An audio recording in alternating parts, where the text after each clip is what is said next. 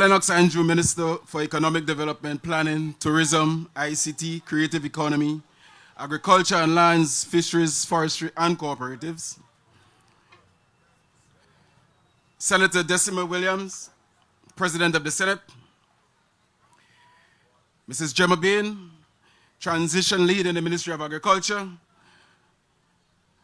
Permanent Secretary, Mr. Aaron Francois, Representative from AICA, Representative from CADI, Mr. Baron Campbell from SIAP. I think I've seen GIZ representative here.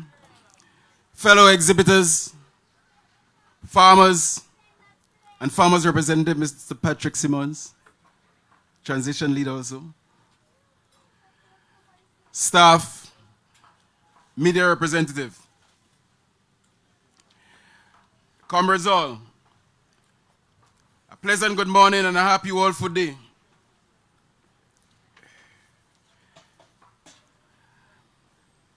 Allow me to join the speakers before me in welcoming everyone here today in observance of World Food Day 2022.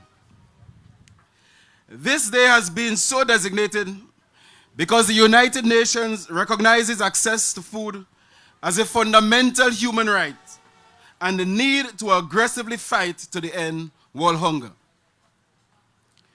So far, the celebrations of World Food Day has been held in many cities around the globe under the theme, Leave No One Behind.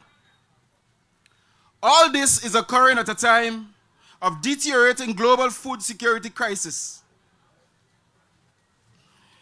in which unprecedented high numbers of people are at risk of experiencing serious levels of hunger in many countries.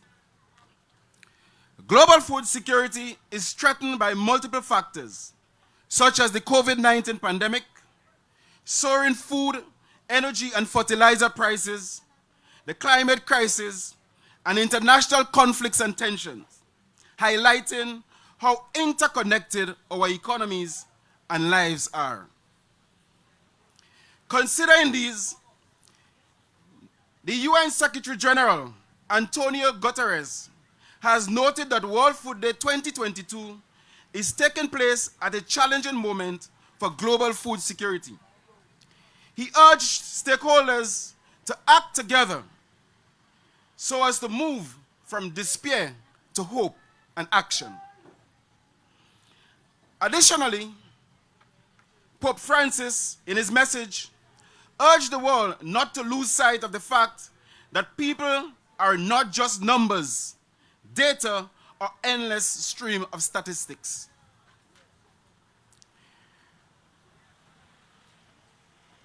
Prior to the start of COVID-19 pandemic in 2020, the published poverty survey showed that 34.3% of the population live in households considered very poor. Our unemployment figures are also showing high unemployment among our women and youth. At the end of the second quarter of 2021, youth unemployment was estimated at 38.6% and women at 19.5%. It therefore shows that we have high vulnerabilities and are at risk with global food crisis. In the recent survey conducted by CARICOM, overall, the number of insecure people within the English-speaking Caribbean has increased by 1.3 million, or 46% over the past 6 months. Nearly 4.1 million people, or 57% of the population, now face food insecurity. As we observe World Food Day 2022 under the theme, Leave No One Behind, let us reflect on the fact that there are many among us who may not be as fortunate as we are to meet the basic necessities due to rising food bills as a consequence of the global issues.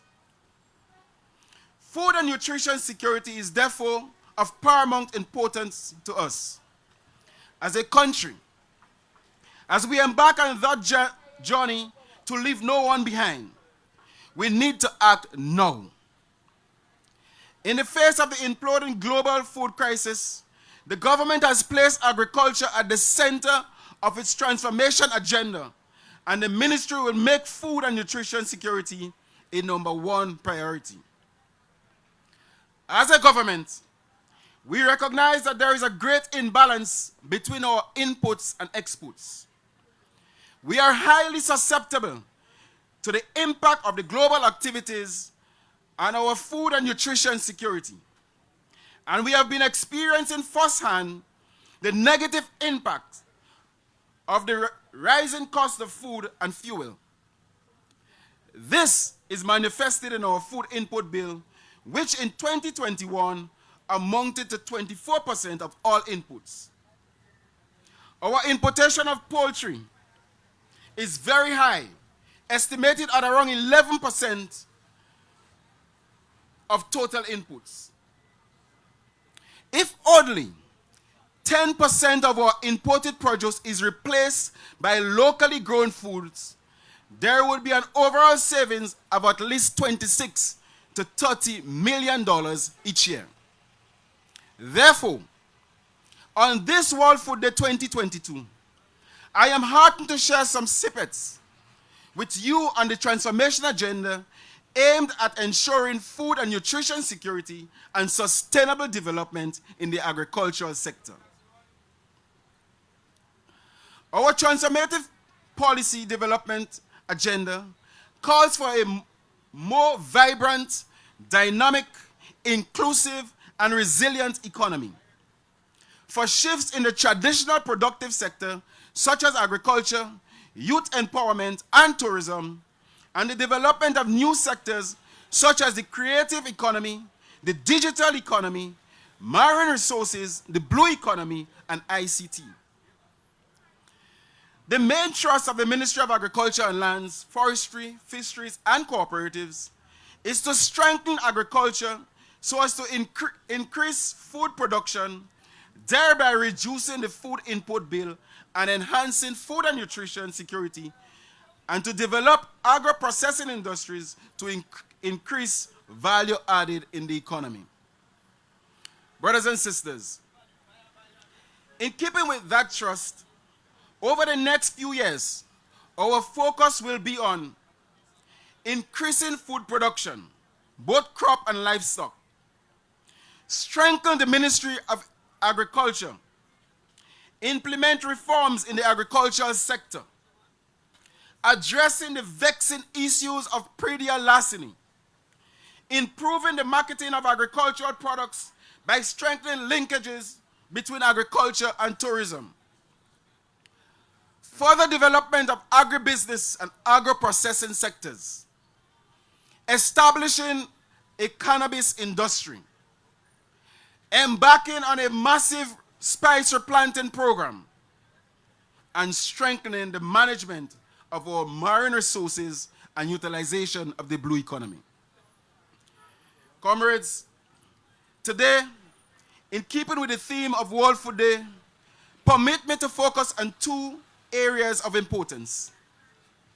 One, food and nutrition security and institutional strengthening, and two, capacity building within the Ministry of Agriculture, Lands, Forestry, Fisheries, and Cooperatives.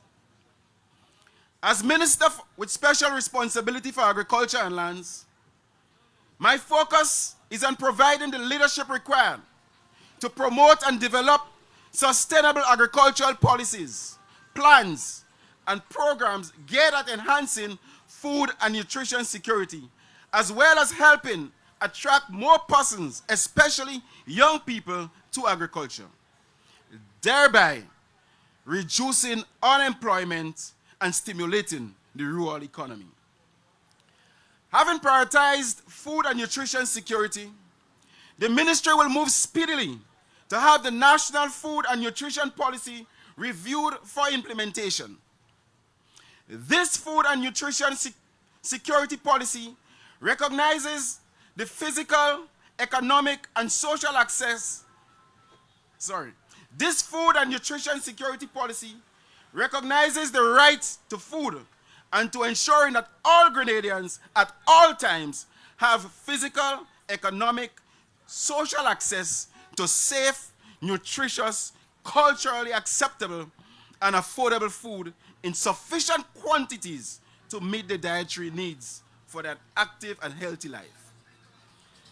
Brothers and sisters, in moving forward with this policy, particular attention will be given to animal production, and in particular, poultry production. Increased crop production, inclusive of the introduction of white potatoes. In February 2022, heads of government of CARICOM committed to reducing the region's large food import bill by 25% by 2025, and has outlined a number of commodities targeted for increased production.